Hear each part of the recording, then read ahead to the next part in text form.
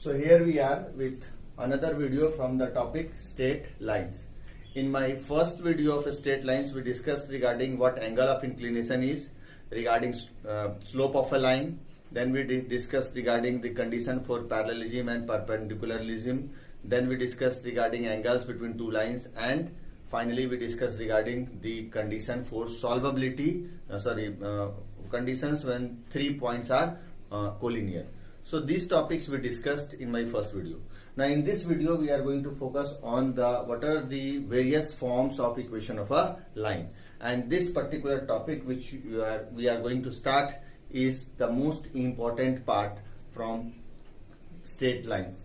हाँ, ये जो चैप्टर है स्ट्रेट लाइंस उसमें ये टॉपिक सबसे इंपॉर्टेंट है. If you understand these various equations of lines properly, I don't think you will have any problem in solving exercise questions. So let us begin. So first we will talk about the horizontal and vertical line. Now when we draw a line, horizontal and as well as we will discuss both at a time. So in Cartesian plane this stands for x-axis and this is the vertical line is y-axis. So when you draw a line parallel to x-axis, so this is your x-axis, and when you draw a line parallel to x-axis, its equation is given by y is equal to a. What is a here? A is the distance of the line from x-axis. A is the distance of the line from x-axis. So the equation of line parallel to x-axis, equation of a line, you must note it down here in your copy, that equation of a line parallel to x-axis is given by y is equal to a. Clear? Now what if the line is parallel to x-axis? If the line is parallel to y-axis, if a line is parallel to y-axis, then in this case the equation is given by x is equal to b. Here we are using two different constant. A here we have used a constant a, so therefore I am using constant b here. आपका मन आप यहाँ पर भी a लिख सकते हो, कोई वैसा दिक्कत नहीं है, बट चूंकि हम यहाँ a यूज किए हैं, therefore I have gone for b here. So ये हो जाता है equation of a line parallel to y axis is given by x is equal to b. यहाँ पे b क्या है? b इज द distance of the line from y axis, यहाँ से यहाँ तक का दूरी है b. Now don't get confused, ये लाइन इधर भी हो सकता है. अगर ये लाइन इधर हुआ तो यहाँ से यहाँ तक का कुछ डिस्टेंस होगा. x इज इक्वल टू, अगर ये डिस्टेंस सेम है b ही है इधर भी, तो ये हो जाएगा x equal to minus b. जो भी इसका था माइनस ऑफ उसका हो जाएगा. Similarly here also if the same distance we take below this is a, again if we go for a unit below, so the equation will be given by y is equal to minus a. So these are the two topics that you have to formulas that you have to keep in your mind regarding horizontal and vertical lines. And another important thing, ये सब चीज आप already class 9th 10th में पढ़ चुके हैं कि what about this line parallel to y axis is y is equal to a. What about the equation for x axis? So this line is passing through 0, so its distance from x axis is 0. So equation of x axis, for x axis the equation is given by y is equal to 0. Y is equal to a is a line which is parallel to x axis at a distance of a unit. तो y is equal to 0 क्या होगा? वो line जो कि x axis पे होगा. उसी तरह से यहाँ पर y एक्सिस के लिए इक्वेशन क्या हो जाएगा? x is equal to 0. So you also keep this in your mind that equation of x axis is y is equal to 0 and equation of y axis is x is equal to 0. Next we'll move to the second form.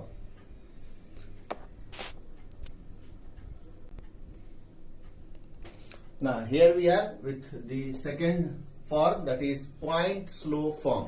अब यहीं से समझ में आ रहा है ये line का equation निकालने का फॉर्मूला. हम लोग ये फॉर्मूला कब यूज करेंगे? जब लाइन किसी पॉइंट से पास करेगा और लाइन का स्लोप पता रहेगा. Therefore this is called as point slope form. अब क्या है कि एक कार्टेशियन प्लेन पर, ऑन अ कार्टेशियन प्लेन अगर ये कोई लाइन है, ठीक है, और हमको पता है कि ये लाइन एक गिवन पॉइंट है, ये जहां से पास कर रहा है, यहाँ जो गिवन पॉइंट है उसको हम डिनोट कर रहे हैं x नॉट y नॉट से. तो मान लो ये पॉइंट है x नॉट y नॉट जहां से लाइन पास कर रहा है, ये पॉइंट है जहां से लाइन पास कर रहा है, और ये जो लाइन है इसका हमको स्लोप पता है. इसका स्लोप है सपोज m से डिनोट कर रहे हैं इसका स्लोप को. तो अगर ये लाइन जो पॉइंट है, कोई एक पॉइंट जहां से लाइन पास कर रहा है वो पॉइंट पता हो और इस लाइन का स्लोप भी पता हो, तो इस लाइन का इक्वेशन हम निकाल सकते हैं. इस लाइन का इक्वेशन हम निकाल सकते हैं. We can find equation of such line which is passing through a given point. And having slope m।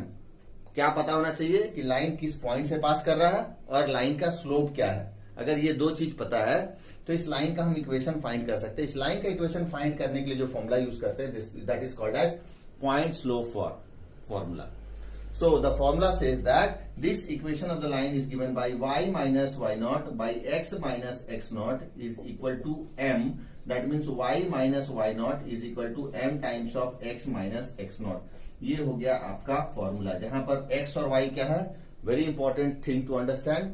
Line के इक्वेशन में x और y हमेशा क्या डिनोट करेगा, arbitrary point on a line. Here x and y is any point on the line. So suppose I take a point x y here, any point, कहीं भी ले सकते हैं on this line। तो इस लाइन का equation हो जाएगा ये y minus Y naught by x minus X naught m times of x minus X naught. ऐसा क्यों होता है, क्योंकि यहां पे आप देखिएगा कि इफ यू ड्रॉ दिस, हालांकि हम केवल इसका प्रूफ बता रहे हैं, I will not go through the proof part of all. You need to go refer to your book to understand the proof part. The proof parts are very easy, but if I go through the proof part, it will take time. So therefore, I am skipping the proof part. केवल एक काम आपको समझा दे रहे हैं कि यहाँ पर अगर हम कह रहे हैं कि इसका स्लोप m है, तो स्लोप क्या होता है, tan थीटा। m क्या होता है, tan थीटा। तो ये जो होगा m जो होगा वो tan थीटा क्या हो जाएगा, अगर यहाँ पर है थीटा, ये है थीटा, तो tan थीटा क्या हो जाएगा, p बाई बी। तो परपेंडिकुलर बाई बेस, तो ये कितना होगा, ये वाला वैल्यू हो जाएगा आपका y माइनस वाई नॉट, और ये वाला वैल्यू क्या हो जाएगा, x माइनस एक्स नॉट। तो फॉर्मूला क्या बन गया, m is equal to Y minus Y naught by x minus X naught, क्योंकि tan थीटा होता है p बाई बी। समझे। तो अभी इसको हम इधर ले आएंगे, तो y minus Y naught is equal to क्या हो गया, m times of x minus X naught. ये आ गया आपका फॉर्मूला। सो proof part भी बहुत easy है, you can go through the proof part if you are interested in your, the proof parts are there in your book, so we will just simply move through the formula, I will make you understand the formula। तो ये formula हम लोग कहाँ use करते हैं, clear है। जब line किसी पॉइंट से पास करेगा और लाइन का स्लोप पता रहेगा, तो लाइन का इक्वेशन हम लोग जो लिखते हैं वो लिखते हैं y minus Y naught is equal to m times of x minus X naught, where x naught and m naught y naught are the given points, and x and y as usual in every equation of a straight line, x and y will represent an arbitrary point on the line। कहीं पर का भी point होता है उसको हम लोग represent करते हैं x और y से। Let us move ahead with the next form।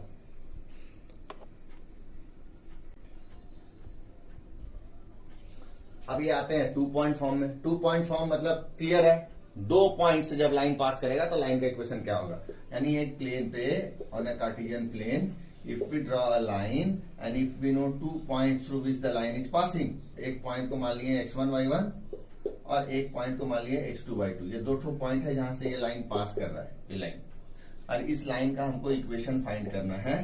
तो कैसे फाइंड करेंगे, मतलब हमको 2 पॉइंट पता है जहां से लाइन पास कर रहा है, लाइन का इक्वेशन फाइंड करना है।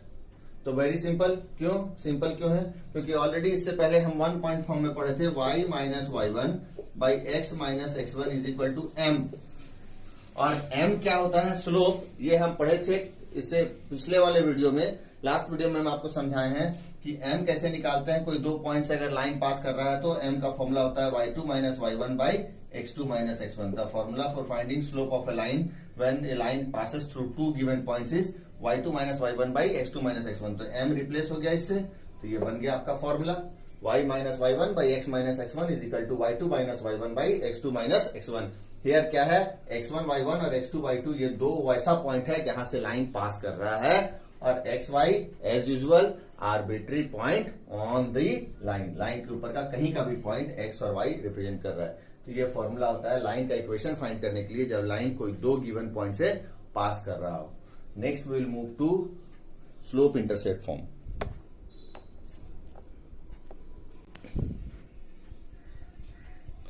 Next is regarding slope intercept form. Slope intercept form बहुत इंपॉर्टेंट फॉर्म है लाइन का इक्वेशन को रिप्रेजेंट करने का, और ये टॉपिक जो है ये सबसे इंपॉर्टेंट फॉर्मूला है स्ट्रेट लाइंस का, y is equal to M X plus C. हाँ, सो ये फॉर्मूला ये जो टॉपिक है किससे रिलेटेड है, स्लोप, मतलब लाइन का स्लोप पता होना चाहिए, और इंटरसेप्ट। ना intercept is a word which you must be aware of. अगर नहीं पता तो हम आपको इसको समझाते हैं कि इंटरसेप्ट का मतलब क्या होता है। जैसे मान लो कि हम यहाँ पे एक लाइन बनाए, ठीक है, ये है ओरिजिन, ओरिजिन से यहां तक का कुछ दूरी होगा, और ओरिजिन से यहां तक का कुछ दूरी होगा। ये ओरिजिन से यहां तक का दूरी, इसको हम लोग बोलते हैं सी। अगर हम इसे डिनोट कर रहे हैं सी, तो ये जो दूरी होता है यहां से यहां तक का, the distance of where the line intersect y axis, y axis को ये लाइन जहां पे इंटरसेक्ट कर रहा है, ओरिजिन से वहां तक का लेंथ अगर सी है, तो हम यहाँ पे क्या कहते हैं कि यहाँ पर y का जो इंटरसेप्ट है, y इंटरसेप्ट क्या है, c। This is the meaning of y intercept c। हाँ, मतलब लाइन y एक्सिस को जहां काट रहा है, ओरिजिन से वहां तक का दूरी जो है वो है c। हाँ, या अब यहां पर ये भी हो सकता है कि लाइन ऐसा हो, सॉरी ऐसा हो सकता है, लाइन ऐसा। तो यहां पर क्या हो रहा है, ये ओरिजिन है और y एक्सिस यहां है, तो ओरिजिन से यहां तक का दूरी अगर इस केस में क्या हो जाएगा, ये लेंथ को हम मान रहे हैं c। Sorry big mistake I am doing. इस केस में y एक्सिस को यहां पे इंटरसेक्ट कर रहा है, तो ओरिजिन से यहां तक का दूरी हो गया c। सो अंडरस्टूड कि y इंटरसेप्ट c का मतलब क्या होता है। Now when we draw a line, if that line is intersecting, provided the line must intersect y axis, अगर y axis के पैरेलल हो गया तब तो यहाँ ये सिचुएशन ही नहीं आएगा। Then you have formula for horizontal and vertical lines, जो सबसे पहला टॉपिक डिस्कस किए थे। अगर कोई लाइन इंटरसेक्ट कर रहा है y एक्सिस को, तो y एक्सिस को ऊपर भी इंटरसेक्ट कर सकता है, नीचे भी कर सकता है। ऊपर करे या नीचे करे, ओरिजिन से यहां तक का जो दूरी है, अगर उसको हम डिनोट कर रहे हैं किससे, c से, तो उसको हम लोग बोलते हैं कि y intercept c। So equation of a line having slope m, अगर कोई लाइन, इस लाइन का स्लोप पता है m, इस लाइन का स्लोप पता है m, और क्या पता है, y इंटरसेप्ट पता है c, यहां पर भी क्या है, स्लोप है m और y इंटरसेप्ट क्या है, c है, तो हम इस लाइन का इक्वेशन फाइंड कर सकते हैं। इस लाइन का इक्वेशन हम फाइंड कर सकते हैं। इस लाइन का इक्वेशन होगा y is equal to mx plus c, जहां पर y और x as usual arbitrary point on a line of a line, m क्या हो गया, स्लोप ऑफ द लाइन, और c हो गया y इंटरसेप्ट। ये ऐसा इसलिए होता है क्योंकि यहां पर ये पॉइंट का कोऑर्डिनेट हो जाएगा 0, c, तो ये कोऑर्डिनेट हो गया, पॉइंट हो गया 0c और स्लोप हो गया m। तो पॉइंट स्लोप फॉर्मूला तुम यूज करोगे तो आपको मिल जाएगा ये वाला result, that is y is equal to mx plus c।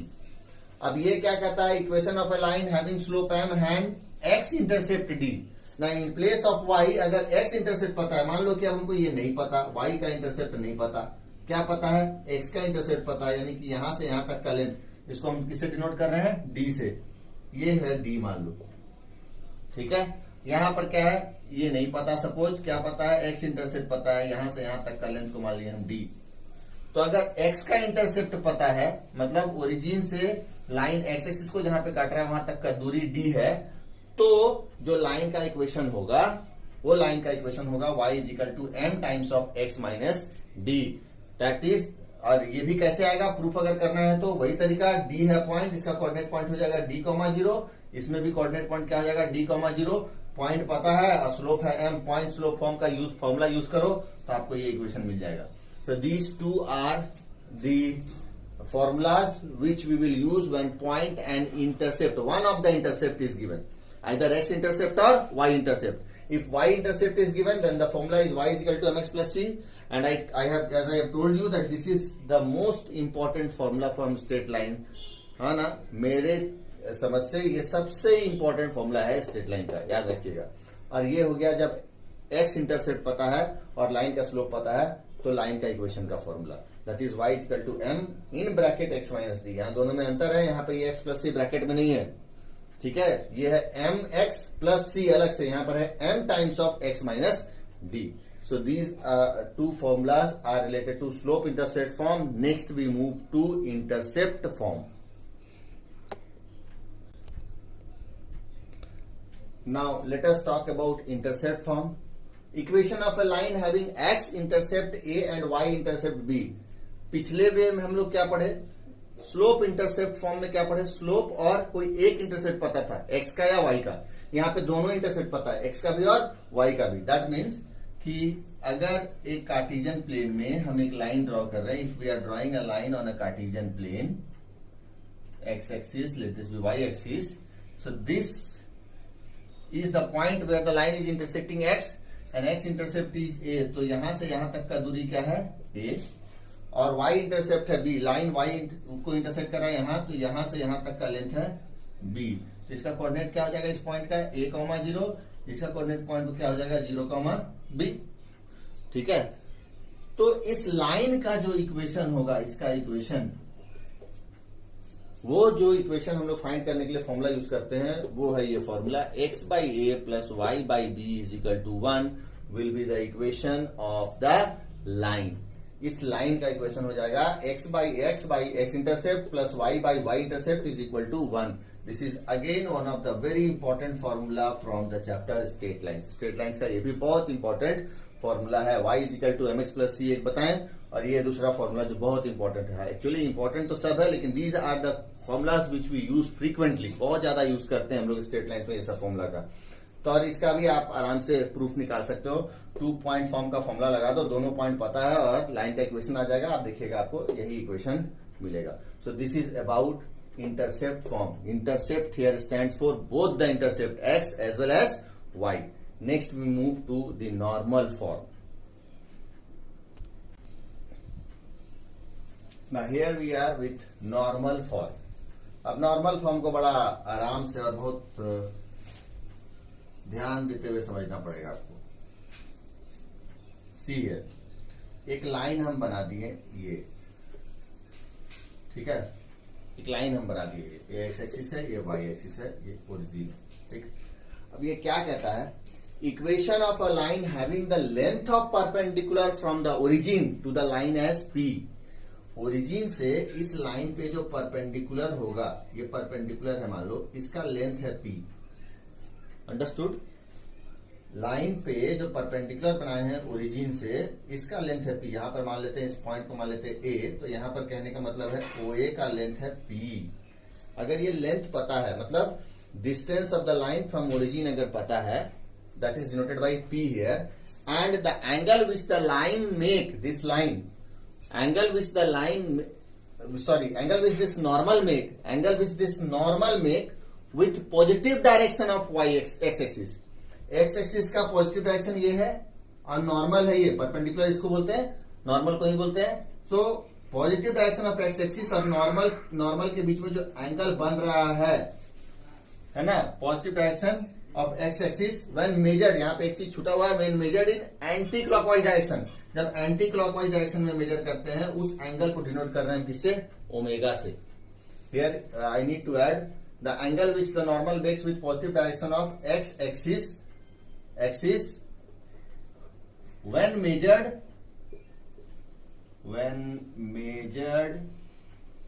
In anticlockwise direction is omega as omega is given by this formula। तो ये जो लाइन होगा, इस लाइन का इक्वेशन होगा x cos omega plus y sin omega is equal to p। ये formula हो जाएगा इस लाइन का इक्वेशन फाइंड करने के लिए, जो फॉर्मूला होगा वो। So this you have to understand. ये कब यूज करेंगे, जब कोई लाइन ओरिजिन से कितनी दूरी पर है वो पता रहे, परपेंडिकुलर डिस्टेंस कितना है लाइन का ओरिजिन से वो पता रहे, और ये जो नॉर्मल है वो पॉजिटिव डायरेक्शन ऑफ एक्सिस के साथ क्या एंगल बना रहा है। अगर मेजर्ड एंटी क्लॉकवाइज, तो हम लोग जो फॉर्मूला यूज करते हैं लाइन का इक्वेशन निकालने के लिए, वो है ये फॉर्मूला। अब रही बात प्रूफ का, if you are interested to go for proof, you can prove this, but for that what you have to do, हम आपको बता दे रहे हैं। यहां से एक परपेंडिकुलर बना लेंगे, बनाने के बाद यहाँ पर एंगल है ओमेगा, तो और ये लेंथ है, हाइपोटेन्यूज हो गया इस राइट ट्रायंगल का पी। तो हम ट्रिग्नोमेट्री लगा करके ये बेस और परपेंडिकुलर निकाल लेंगे, बेस और परपेंडिकुलर निकाल लेंगे, तो इसका कोऑर्डिनेट पॉइंट निकल जाएगा। पॉइंट ए का कोऑर्डिनेट पॉइंट निकल जाएगा। पॉइंट ए का फिर हम इस लाइन का कोऑर्डिनेट, एक तो पॉइंट पता चल गया, इस लाइन का फिर हम स्लोप निकालेंगे। इस लाइन का स्लोप कैसे निकालेंगे, ये लाइन और ये लाइन परपेंडिकुलर है, तो इस लाइन का स्लोप और इस लाइन का स्लोप दोनों का प्रोडक्ट होगा -1। समझ में आ रहा है? ये जो रिक्वायर्ड लाइन है उसका स्लोप और ये वाला लाइन जो नॉर्मल है, ये दोनों का स्लोप होगा -1, प्रोडक्ट होगा -1, क्योंकि ये पढ़े हैं हम कि जब दो लाइन परपेंडिकुलर होता है तो दोनों का स्लोप का प्रोडक्ट -1 होता है। तो इस लाइन का स्लोप क्या हो जाएगा? अच्छा, इसका स्लोप हमको पता है, इस लाइन का यहाँ पे एंगल है ओमेगा, तो ये जो नॉर्मल है, इस नॉर्मल का स्लोप हमको पता है, दैट इज स्लोप क्या होगा नॉर्मल का? tan omega. तो ये जो लाइन है इसका स्लोप क्या हो जाएगा? -1/tan omega. तो ये जो लाइन है इसका स्लोप पता चल गया। ये लाइन किस पॉइंट से पास कर रहा है वो निकाल लिया हम ट्रिग्नोमेट्री से, तो फिर पॉइंट स्लोप फॉर्म वाला फॉर्मूला लगा देंगे, तो फाइनली आपको यही रिजल्ट मिलेगा, क्योंकि tan को हम sin बाई cos में चेंज करेंगे और सिंप्लीफाई करेंगे, तो ये फॉर्मूला मेरा आ जाएगा। You can go for the proof part if you are interested. Now there are few more things to understand. ये खाली यही सिचुएशन नहीं हो सकता, ओमेगा खाली एक्यूट नहीं होगा, ये भी तो हो सकता है ना कि मेरा जो ओमेगा है वो ऐसा हो, मतलब लाइन मेरा हो गया ये, ठीक है, ये एक्स एक्सिस है, ये वाई एक्सिस है। अब इस केस में क्या होगा? ओरिजिन से परपेंडिकुलर बनाएंगे तो ये होगा परपेंडिकुलर, मान लेते हैं ये पॉइंट मेरा यहाँ है, तो ये हो गया मेरा परपेंडिकुलर पी, वो ये हो गया पी इस केस में। What about omega here? Positive direction of x axis ये है, एंटी क्लॉकवाइज डायरेक्शन में मेजर करेंगे, ऐसे मेजर करेंगे, तो ये मेरा होगा ओमेगा। यहाँ बात समझ में आ रहा है? तो ओमेगा का वैल्यू 0 से लेकर के 360 के बीच में कुछ भी हो सकता है। That value of omega can be here, the value of omega lies from 0 to 360 degree, इसके बीच का एंगल सब होगा ओमेगा का। ये नहीं है कि केवल इसी केस के लिए होगा, लाइन ऐसा भी हो सकता है, ऐसा भी हो सकता है, ऐसा भी हो सकता है। So for all such situations the value of omega will vary, but the final equation of the line will be x cos omega plus y sin omega is equal to p. So this is all now from the various forms of equation of a line. In my next video we will discuss some questions from this particular topic.